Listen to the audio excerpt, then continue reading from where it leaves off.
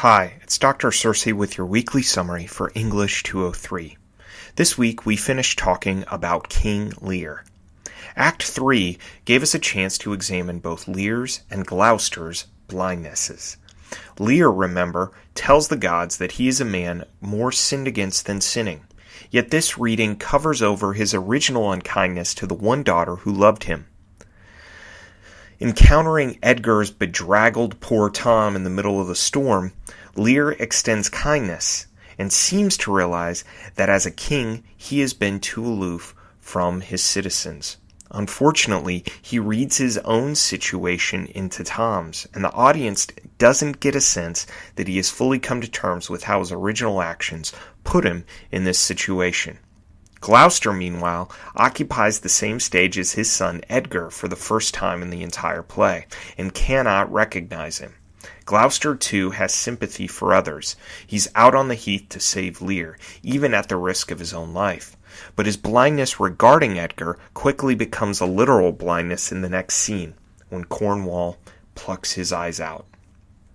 In Act 4, we talked about Edgar and his relationship with his father. While the play establishes Cordelia as a Christ figure who is almost the complete opposite of her two sisters, we discovered that Edgar is much more like his half-brother than he would like to admit. Both are performers. Edmund is more obviously evil, but Edgar's multi-voiced performance in Book 4 as he leads his father to the supposed cliffs of Dover contains hints of passive aggression and frustration with his father, even as he tries to save him. Remember, in Edgar's explanation of what happens on the cliffs, Edgar himself played both devil and angel. In Act 5, we looked at King Lear by examining Lear's own figurative language, focusing on his comparison of life to a stage of fools in Act 4, and then his strange statement in his final lines that, "My poor fool is hanged," as he carries Cordelia on stage. In many performances, an actor doubles as both Cordelia and the fool, making this connection even more overt. You'll notice that neither character is ever on stage at the same time.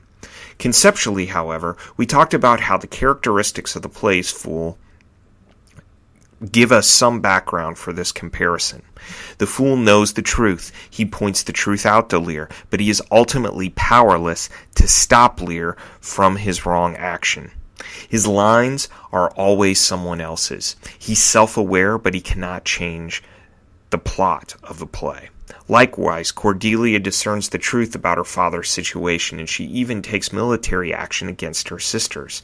Ultimately, however, she is unable to save herself or her father. Cordelia's similarity to Christ only makes the play's conclusion more stark when she fails to rise again.